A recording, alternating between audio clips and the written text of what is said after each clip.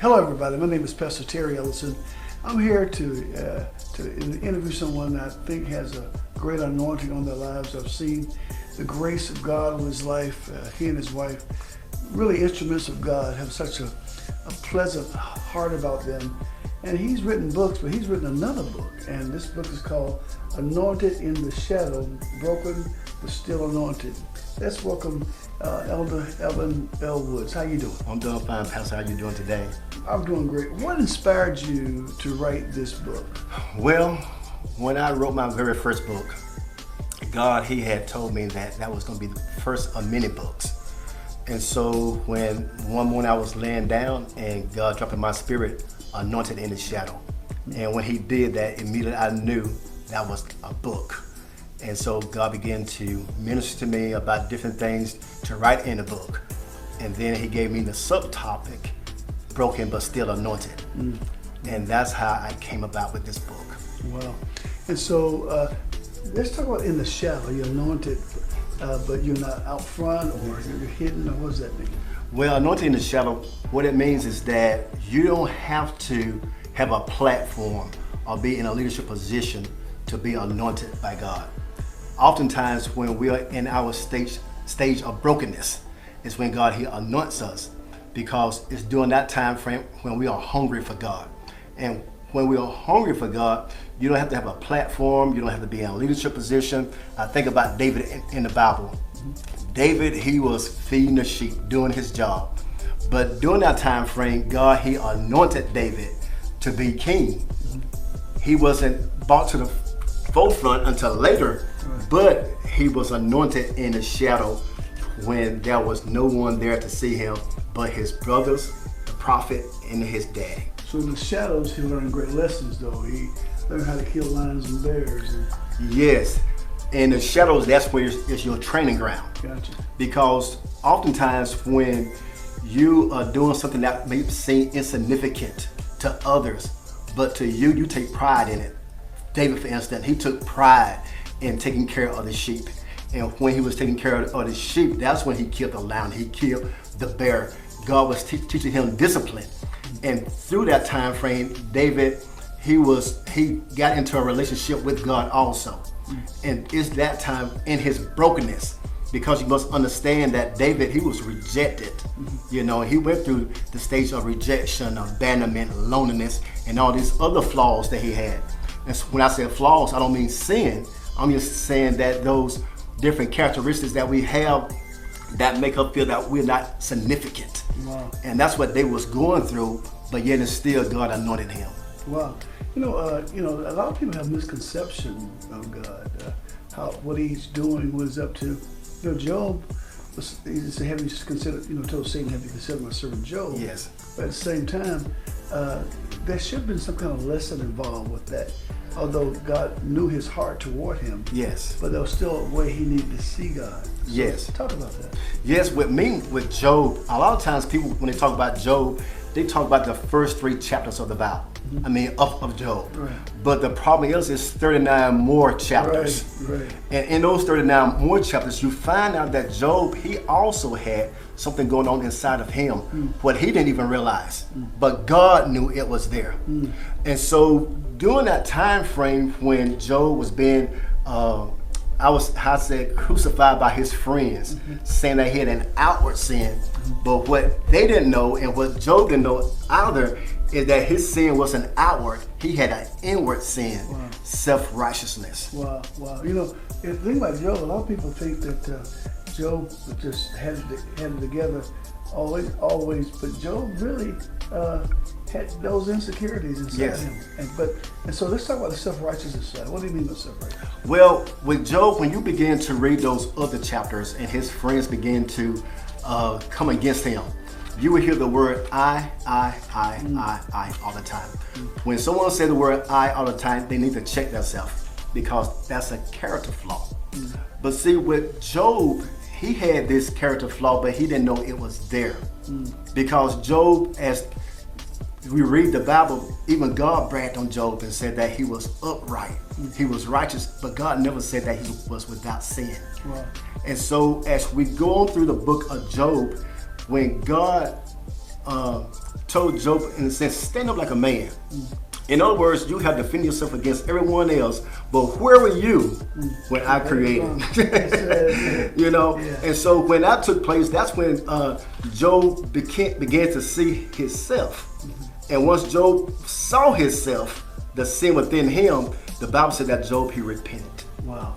You know, the thing about it, those friends were right about what they were saying. Yes. They were wrong about Job. Yes. And they wrote what they thought he had done. And they actually wrote a lot of good principles that really are truths, but they were wrong about his inside. Yes. And yes. so God knows what's in us. He knows what's going on. Yes. And that's what God, he would do. Because when we are hungry for God, and I believe Job was hungry for God, God, he will pull us to him. But God, he has to put his finger on that thing in us that's not of him, so that way we can get it right. And we notice that once God put his finger on it, Job, he got it right. So in this whole book, we're talking about Anointed in the Shadow. I guess it's more like lessons learned and finding out about who you are. Sometime you said a long time ago, Lord, show me me. Yes. And now, but it says broken but still anointed. Yes. What do you mean? Well, there are a lot of people, they are broken. They have these different flaws in their life where they, for instance, Joseph had to deal with rejection, loneliness, depression. He dealt with all these different things as he was going through different storms in his life, through his whole thing from the pit to the palace, right? He was broken. But yet and still, when God looked at Joseph, he knew that he was the man that he needed to deliver a whole nation from a famine that was coming, right? And so because of Joseph's relationship with God, because that's key, because even though you may be broken, but that doesn't mean that you don't have a relationship with God, because it's through your relationship where your anointing gonna come from, and it's through your anointing where you'll be able to do things that you never thought you was able to do. One thing about Joseph is that as long as he was in his comfort zone, what I call at his father's house, in his father's home, only thing he did was dream. But once God pushed Joseph out of his comfort zone, and I say God pushed him out because he allowed his brothers to sell him into slavery. Then Joseph, all of a sudden, he tapped into something that he didn't know he had inside of him. He began to interpret dreams. And the lesson from that is that what dreams or what visions or what callings do we have inside of us that we don't know of because we have not gotten outside of our comfort zone? You know, the thing is that many people act like the Pharaoh. A lot of people don't understand if God's giving you a dream, he wants you to interpret the dream. Yes. To learn the process, the symbols and the signs that are there. And Pharaoh would say, I don't know, I need an interpreter, I'm a key if you don't give me. Most people outside of God are the ones who've asked for interpretations from Nebuchadnezzar. Yes. All of them, they will tell me what this means. But yes. Now, so, in other words, the Christian, the person who loves God, when they get a dream, the Bible said they will happen. Dreams and visions, yes. they will come. So what do you advise people to do when they have dreams and visions and things like that? Are they just to sit there and say, "Oh, I had a good dream. Don't know what it means, but I know it's anointing." What I would say is that when you have a dream, you should immediately write it down. Because what I find out with me, if I don't write it down, I will forget. Right. But there are some dreams that have meaning, but there are some dreams that don't have none. As a matter of fact, Mother Draper used to tell us sometime, what did you eat last night? You know, but those dreams that are significant to us, we need to write them down. Then we need to pray over them. Ask God, God, what are you saying to me? Because God, he has a message for us, but it's up for us to seek it out. And we seek it out through prayer and through fasting.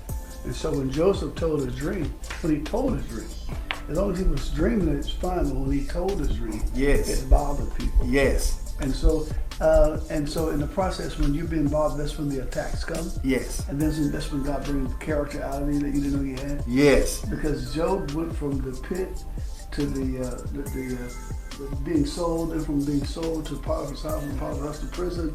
And then he eventually gets the second in charge of Egypt. Yes. So my question to you then is that, okay, you're in the shadow, but when do you come out?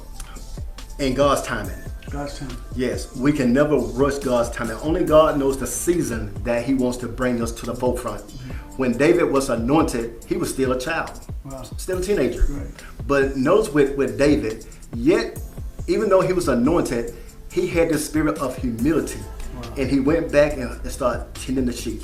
Wow. We have to ask ourselves the question, could we do that? And not only that, the person who David was going to be replacing as king, Saul, David ended up being the person who would go and be his armor bearer. Right. You know, so David had to wait his timing.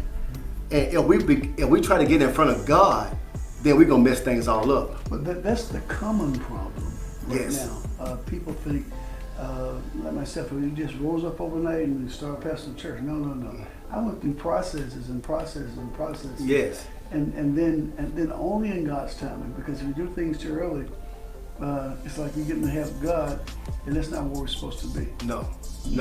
And that's where all the roadblocks come. And then that's when we get that spirit of we want to just quit and give up because we're trying to do it in our own strength. So wait a minute, God said I'm supposed to be king. Right. I'm supposed to be king. No, but not right now. Not right now. Not right now. Right. And we have to wait on the timing of God. And God moved him from the field to the palace, but not to be king, but to learn the etiquette, Yes. the ways of kings. You need to see and study. So God got all kind of moves. Right? Yes. So it's these things, Anointed in the Shadow. Yes. And that I think is a very powerful book. Let me ask you a question. How do we get this book? Well, you can get it on Amazon. Okay. It's available now. Okay. On Amazon for $12.99. Or you can meet us here at the church. Wow. So what's coming up? It's coming up on the first Sunday at Annex 2. Right. We're going to have a book signing here, and then the second Sunday at Annex 6. So that's first Sunday of November. Yes, sir. And then the second here at Annex 2. Yes, sir. And it's 5,000 Patterson Road. Yes. And then you have Annex 6. It's on Wake Hill 1 East Trinity Boulevard. And so it's going to be a wonderful time. But you need to get this because it'll bless you. Sometimes we're ahead of God and we get so ahead of Him until we're lost. Yes. And we're anointed but lost. But God says, if you just wait on Him, understand and learn your lessons while you're in this, Yes. you'll be blessed. Thank you so much. Thank you, I'm Pastor. excited about this book, man. I pray it'll be a blessing to many people. Thank you so much. God bless you. God bless you.